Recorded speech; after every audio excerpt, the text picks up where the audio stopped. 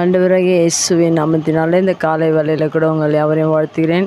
கர்த்தர் உங்களை ஆசீர்வதிப்பாராக. இந்த நாளிலே கூட 1 யோவான் 4ஆம் அதிகாரம் 19ஆம் வசனத்தை கூட வாசித்து தியானிக்கலாம். அவர் முந்தி நம்மிடத்தில் அன்பு கூர்ந்தபடியால் நாமும் அவரிடத்தில் அன்பு கூறுகிறோம். மிக அருமையான வேதவசனம். இந்த வேதவசனத்தில் கூட இயேசு கிறிஸ்துவின் அன்பை குறித்து இங்கே எழுதப்பட்டிருக்கிறது.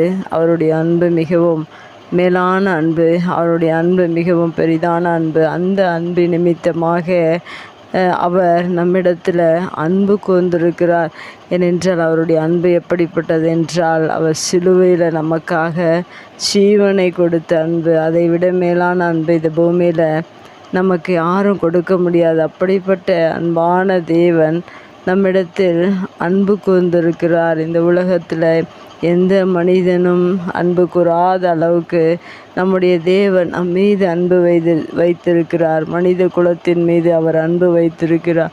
மனிதனை அவர் அதிகமாக நேசிக்கிறார். ஏனென்றால் அவர் தமது கரத்தினால் மனிதனை உருவாக்கி அவருடைய சுவாசத்தை நமக்காக கொடுத்திருக்கிறார். அப்படிப்பட்ட மேலான அன்பான தேவன் நம்மிடத்தில் முதலாவதாக முந்தி என்று சொல்லப்பட்டிருக்க முந்தி நம்மிடத்தில் அன்பு கூர்ந்து இருக்கிறார். ஏனென்றால் அவருடைய சுவாசத்தை கொடுத்து அவர் ஜீவனை கொடுத்து இன்று உலகத்தில் தாயின் அன்பை பெரிதாக நாம் கருதுகிறோம். அதுபோல் அந்த தாயின் அன்பை போல அவருடைய அன்பு மிகவும் மேலானது. அந்த அன்புக்கு ஈடு இணை இந்த உலகத்தில் எதுவும் கிடையாது. அப்படிப்பட்ட தேவன் முந்தி ஒவ்வொரு மனிதனையும் அவர் நேசித்திருக்கிறார். இந்த வேதவசனத்தில் சொல்லப்பட்டிருக்கிறது, அவர் முந்தி நம்மிடத்தில் அன்பு கூர்ந்தபடியால் என்று சொல்லப்பட்டிருக்கிறது. உங்கள் ஒவ்வொருவரையும் தேவன் முந்தி நேசித்திருக்கிறார். இந்த முந்தி அவர் நேசித்ததை இந்த உலகத்தில் அநேக மனிதர்கள் மறந்து விடுகிறார்கள். மனிதர்கள் இது நினைவு கூறுவதில்லை.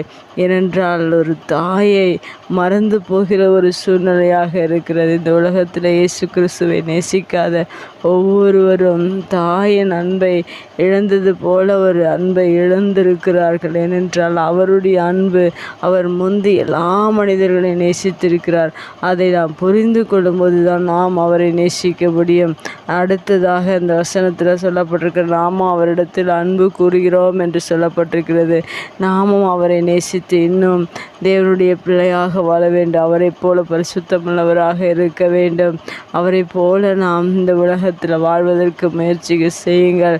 ஏனென்றால் தாயை போல பிள்ளைகள் இருக்க வேண்டும், தகப்பனை போல பிள்ளைகள் இருக்க வேண்டும். அதுபோல் நாம கூட இயேசு கிறிஸ்து நம்மில் அன்பு கூர்ந்தது போல நாமும் அவரில் அன்பு கூர்ந்து இன்னும் அவருக்குள்ளாக அந்த அன்புக்குள்ளாக இன்னும் முன்னேறி செல்வோம். கர்த்தர் நம்மை ஆசீர்வதிப்பார். கண்களை முடிச்சு எங்கள் அன்பு தகப்பனே, இந்த அருமையான வார்த்தைக்காய் நன்றி செலுத்துகிறோம். நீர் முந்தி எங்களை நேசித்து அன்பு கூர்ந்தபடினாலும் உமக்கு நன்றி செலுத்துகிறோம். உம்முடைய அன்பு மிகவும் மேலானது. நீர் ஆண்டவரே, உமது அன்பை கல்வாரி சிலுவையில் எங்களுக்காக நீங்கள் வெளிப்படுத்திருக்கீங்க. எங்களை தெரிந்து கொண்டிருக்கீங்க. எங்களை ஆசீர்வதித்திருக்கீங்க. உங்கள் அன்பு ஆண்டவரே ஒவ்வொரு நாளும் எங்களுக்கு கிடைக்கிறபடினால உமக்கு நன்றி செலுத்துகிறோம். நாங்களும் இன்னும் உம்மை அதிகமாக நேசித்து உமக்குள்ளாக உம்முடைய பரிசுத்தத்துக்குள்ளாக உம்முடைய அன்புக்குள்ளாக நிலைத்திருக்க நீர் எங்களுக்கு உதவி செய்வீராக. உம்முடைய வார்த்தை கேட்கிற ஒவ்வொரு பிள்ளைகளுடைய இருதயத்திலும் உங்கள் அன்பை நீர் ஊற்றிருக்கிறதற்கா நீர் முந்தி ஒவ்வொருவரையும் நீர் நேசிக்கிறபடினால நன்றி செலுத்துகிறோம். நாங்களும் இன்னும் அதிகமாக உம்முடைய வசனத்தை கேட்கிற ஒவ்வொரு பிள்ளைகளும் அதிகமாய் அன்பு கூர்ந்து அவரை நேசித்து அவருடைய அன்பை புரிந்து கொள்ள நீர் உதவி செய்யும்படியாய் ஜெபிக்கிறோம். இயேசுவின் நாமத்தில் ஜெபம் கேள நல்ல பிதாவே, ஆமேன்.